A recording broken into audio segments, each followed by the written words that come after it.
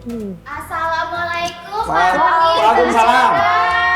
Ini Tumben banget kesini. tumben nih. Mau nagih utang ke si Didi. Din, ya Allah Din. Astagfirullah, Din. Sini, Din. Cariin lo. Ada yang nyariin. Utang gua mana, Din? Nah, Tuh lu punya kan. utang tuh, ih. Kemarin, Lu kemarin. katanya mau bayar. Bilang Pak.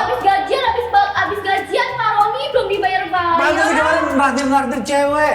Ada tuh 2 orang, ayo. Pantes tuh dari duit pinjaman tuh. Mancing terus. Modal dong, Din. Mantap. Pinjam duit buat naktir Mantap. cewek. Terus ceweknya 2 kok, yang ditraktir 2. Bayar dulu utang lu Din, cepetan Din. Aduh. Bayar. Assalamualaikum. Waalaikumsalam, Pak Ustadz. Emosi kali, Emosi. kenapa ini Mas Den? Dia biasanya nagihin utang saya, sekarang dia Iya, ngutang sama tiba-tiba si ditagih mau utang memang. Kema- Si Punya Nalisa. utang, Didin Pak Ustadz sama saya. Sudah tagih-tagih bayar tuh. kemarin. Hadapin, masih dihadapin, malah sembuh. Sini loh, ngumpet-ngumpet. Tapi lo bayar ya? Lo bayar Iya, ya? ntar dibayar. Ntar dibayar udah. Jangan marah-marah. Tunggu ya, Din, sore ini. Dia ngomong galak kan. Gua galak ya. Takut tuh. Udah Pak, ntar dibayar Pak. Ya. Ya ntar Assalamualaikum. dibayar. Waalaikumsalam. Iya. Waalaikumsalam, hati-hati. Astagfirullahaladzim, galak Galak bener. banget ya. Tapi aneh puas. Iya sih. Dia yang diomelin. Saya Seneng puas banget, Pak Ustadz. Pak. Biasanya saya yang Pak. minta. Ingat, nggak boleh. Nggak boleh. Bahagia di atas penderitaan orang lain. Iya, iya. Kecuali Didin. Ada terus. Oh, kecualinya ya. Kecuali Didin. Kecualinya. Ini masalah utang lagi nih gara-gara ya ini cuman cara nagihnya kayaknya kasar juga tuh. Kadang-kadang Iya. mulut cewek lagi emosi kagak bisa Nggak mau gitu, terkontrol. mulut cewek. Oh iya. Tapi kan ada istilah gitu ya Pak Ustadz ya. Mulutmu harimaumu. Gitu. Ini Didin untung aja baik hati dia kagak marah. Dia malah ngumpet. Kalau Ya, Didin ngumpetnya orang nggak takut. karena dia takut. Kalau dia orangnya ini kan marahan Dibalikin. bisa jadi berantem tuh. Galak banget, Bro. nih. Iya, galak ya. Tapi Kasihan. biasanya kalau orang galak itu biasanya penyayang, Pak Ustadz. Oh, gitu. Iya, biasanya. Fotonya jodoh dia sama Ya dia. iya. Pak Ustadz, itu gimana caranya Pak Ustadz dalam Islam itu menjaga mulut Lisan atau ya. lisan Ah. gitu. Jaga lisannya tuh. Aduh, berat nih masalah Mas Den nih, Masya Allah. Tapi ya, orang emosi karena tagih hutang wajar sih. Tapi kita pernah bahas juga tuh, Pak Roni. Bagaimana meskipun seemosi-emosinya kita, Ya. jangan sampai cara menagih kita Menyinggung. kurang tepat, sampai menyinggung dan lain sebagainya. Karena dampaknya jauh lebih besar daripada itu. Ya tadi lah, Ya. maksudnya biasanya dari lisan-lisan itu, dari kata-kata kita, malah bisa menyakiti, melukai. Iya, Kayak Mas Din tadi saya lihat di belakang Ngumpet terus. dia, ngumpet. Ngumpet terus. Habis jajanin cewek bisa. Nah, giliran itu kagak bisa. Ngompor mulu. Kayak gitu ya. Mulutmu harimau. Mulutmu harimau. Betul itu. Jadi bahaya betul itu, Pak. Bagaimana cara kita menjaga Lisa. menjaga lisan itu bukan hanya berakhir di kata-kata belaka gitu loh Pak Roni. Tapi menjaga lisan itu juga tentang bagaimana kita mengatur apa yang harus kita ucapkan. Iya. Karena kalau kita bahas kata-kata kasar, kata-kata tidak, itu relatif sih sebenarnya. Di satu daerah ini kasar, di satu daerah ini biasa saja gitu. Tapi saya lebih kepada kalau tentang lisan ini bagaimana mengondisikan Iya. dengan siapa kita bicara, seperti apa kita menyampaikan dan lain sebagainya. Dan betul, jangan sampai apa-apa yang kita ucapkan itu bisa menyinggung orang, meskipun itu konteksnya bercanda, bahkan dengan masalah kayak tadi gitu loh. Masalah kayak tadi saya tidak bisa benarkan Mas Din ataupun menyalahkan yang nagih tadi ya, karena memang hutang harus ditagih. Tetapi memang di sini titiknya tidak tepat. Bagaimana menagih hutang dengan cara yang kasar dan si yang ditagih juga nggak tahu diri. Itu masalah. Sorry, Mas Gak Din. apa. Ya, kasar. Kopi dulu. Oke. Satu Mas Din ya. Satu Mas Din. Marah-marah. Iya, Pak Ustadz juga ikutan marah. Emosi kalian tuh. Nggak emosi, diatur saja itu. Benar.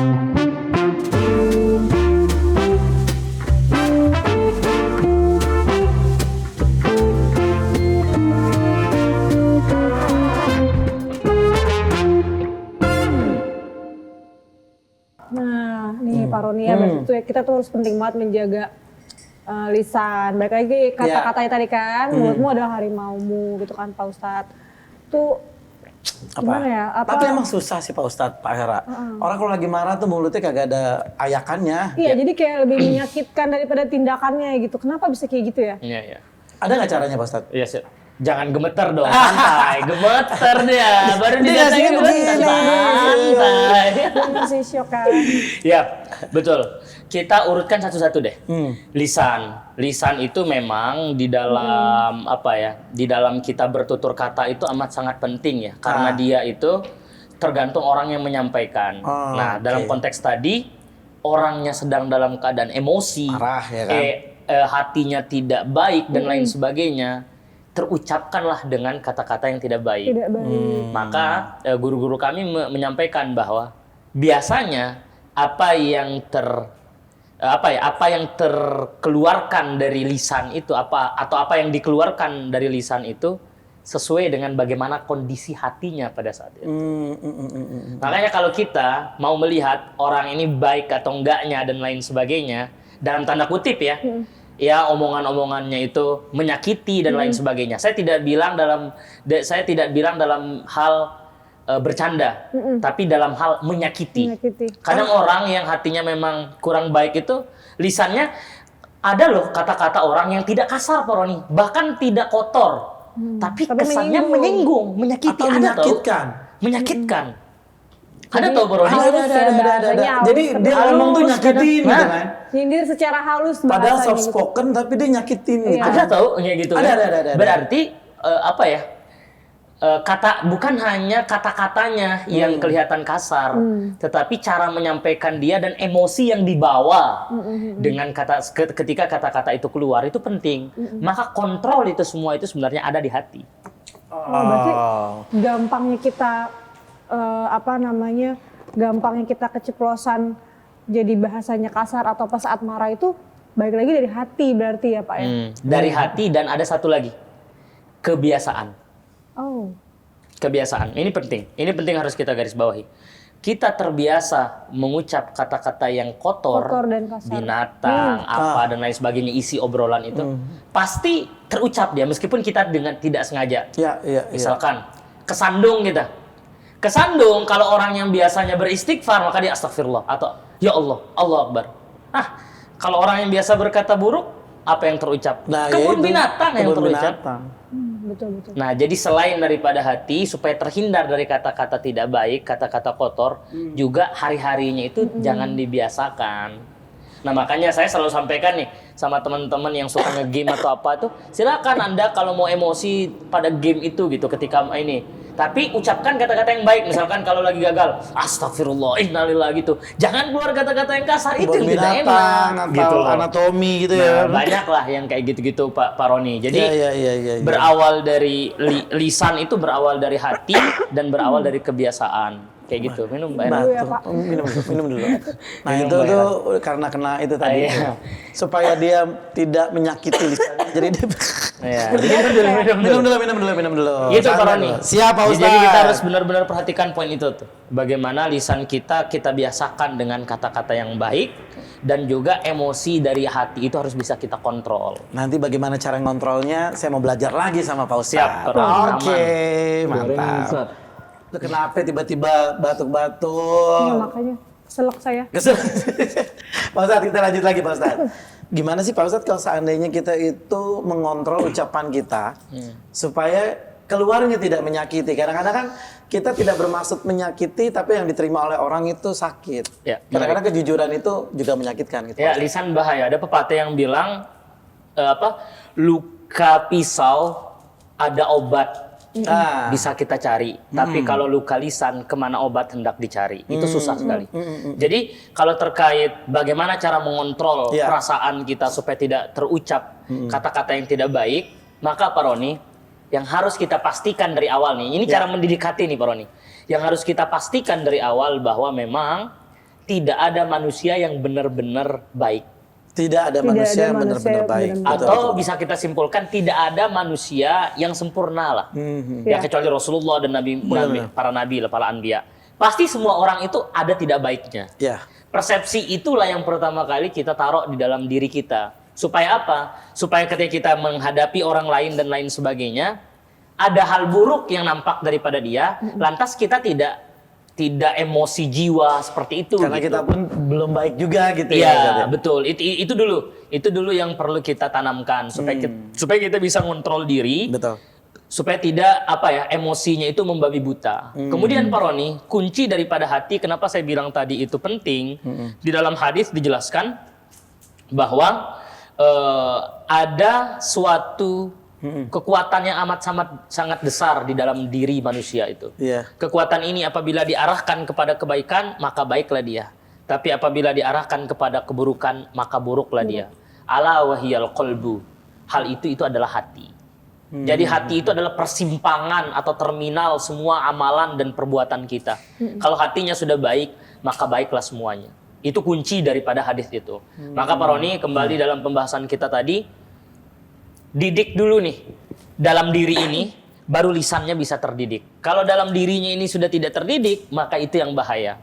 Maka Mbak Hera, yang punya anak, yang lain sebagainya, penting banget milih lingkungan itu. Benar. Karena kadang anak-anak itu udah baik nih kita didik di rumah, kata-katanya udah sopan, tapi nyampe ketemu teman-temannya di luar dan lain sebagainya, itu keluar kotor. Iya, betul. Jadi itu kayak pernah kotor-kotor kita lagi. bahas waktu itu ya Pak. Karena faktor yang ketiga, masalah kata-kata itu ada di lingkungan. Pak Ron. Lingkungan, benar. Bisa lingkungan permainan atau lingkungan sekolah, ya kan, Iya, teman-temannya lingkungan itu kerja, lingkungan Bisa kerja. juga kan? Maka biasakan lisan kita, biasakan meskipun itu susah, dengan hal-hal yang baik aja Pak Roni. Istighfar misalkan. Kalau kita kesandung batu, yang kita ucapkan innalillahi wa inna ilaihi rajiun. Kalau mati lampu tiba-tiba, innalillahi wa inna ilaihi rajiun. Kalau dapat kebaikan, alhamdulillah. Kayak gitu loh. Nanti kalau mati lampu kita ngucapin innalillahi wa inna ilaihi rajiun, pada bilang siapa yang meninggal nih? Iya. Lampu meninggal. Tapi itu perlu digarisbawahi juga tuh Pak Ustadz, kayak bahasa-bahasa kayak gitu. Padahal kan di Islam juga maksudnya kayak innalillahi itu bukan berarti hanya untuk orang yang meninggal kan.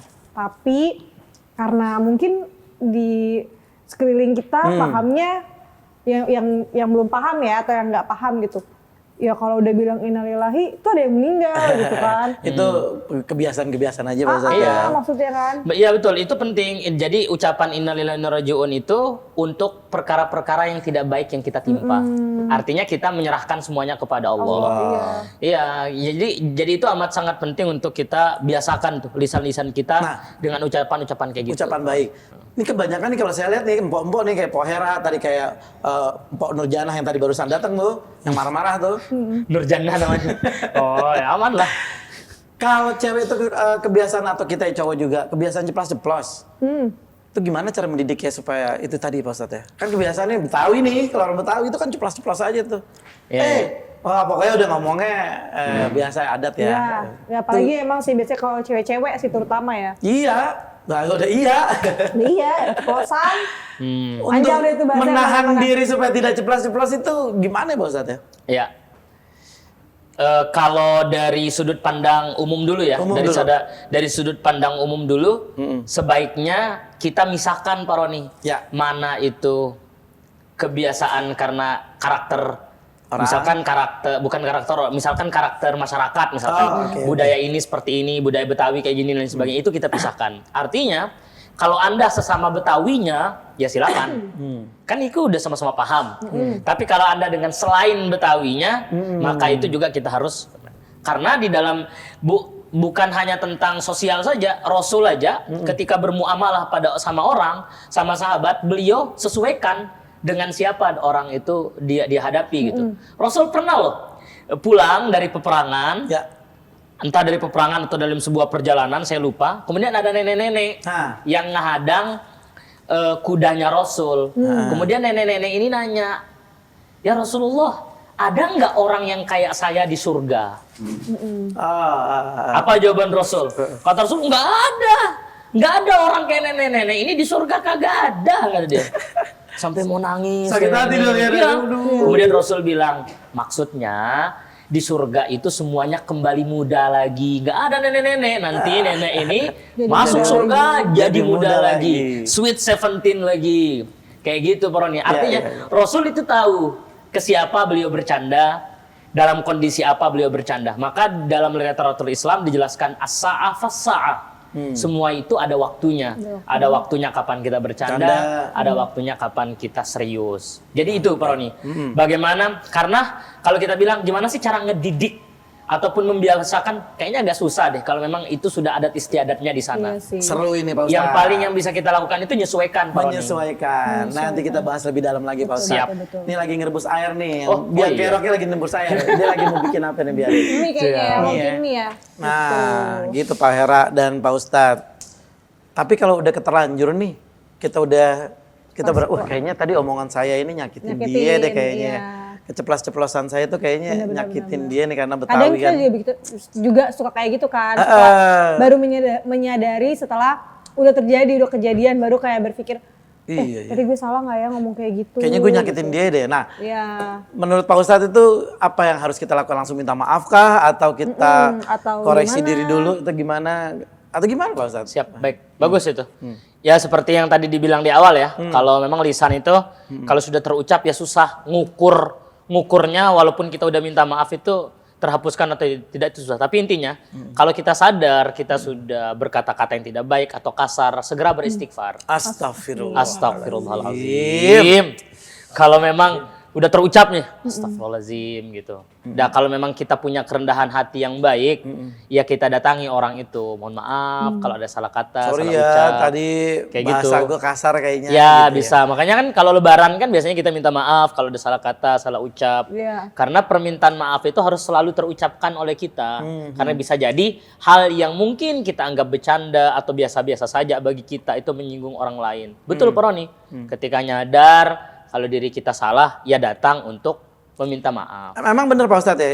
Jadi Allah akan memaafkan ketika kita sudah minta maaf kepada orang yang telah kita sakitin gitu Pak Ustadz ya. Itu gimana Pak? Konsepnya maaf itu Pak Roni, kalau kesalahan kita kepada Allah, kita bertaubat, Allah pasti maafkan.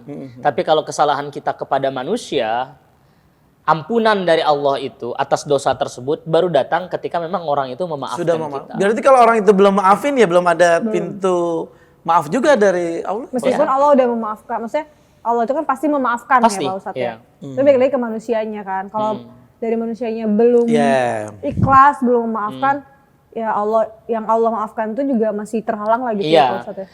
maka dari itu jadi warning bagi kita gitu loh Mbak, supaya kita harus berhati-hati dalam berkomunikasi, berhati-hati dalam bermuamalah dan bersosial. Meskipun ada catatan juga, orang yang ada yang minta maaf itu sebaiknya memaafkan, membuka pintu maaf selebar-lebarnya. Karena menyimpan emosi itu hanya menyiksa hati. Ya, Jadi sebaiknya kembali kita, ke kita ya. betul. Jadi sebaiknya kita membuka pintu maaf. Salah satu ciri orang bertakwa dalam Al-Qur'an dijelaskan al-kaziminal ghaidha wal 'afina 'anil nas. Orang yang bertakwa, yang benar-benar takwa itu orang yang berlapang dada dan memaafkan antar sesama. Itu dia. Jadi kembali kepada kita. Jadi dua point of view kita lihat. Point of view dari si orang yang salah meminta maaf, wajib bagi yang memaafkan sebaiknya memaafkan. Ya karena kan ada juga orang yang ya udah terlanjur mikirnya, ya udahlah Allah aja tuh udah maafin, Allah aja pemaaf gitu kan, dan sudah pasti memaafkan hambanya gitu. Pasti dia juga bakal maafin gue lah lama-lama kayak gitu kan. Maksudnya kita nggak pernah tahu pikiran manusia, tapi kan maksudnya pasti akan ada yang berpikir kayak gitu. Jadi dia buat minta maaf ke orang yang udah dia lukain lah hati dari kata-katanya itu, Berat. jadi nggak ada gitu, jadi kayak berat gitu loh Pak Ustadz. Nah ini yang perlu kita koreksi Mbak Hera. Artinya atas dasar apapun kita minta maaf. Kita datangi. berarti kan- Dan memang meminta maaf itu jauh lebih jauh lebih susah dari memaafkan. Betul. Karena harus merendahkan dirinya. Merendahkan dengan Merendahkan diri. diri baik ya. kayak gitu. Aku memaafkan kamu tapi aku tidak bisa melupakan perbuatan. Asik. Oh, datang lagi. Waalaikumsalam warahmatullahi. Aduh. Dia lagi. Ada apa Mbak Rode? Ya apa? Ada apa Mas Den? Din, udah sore nih janji.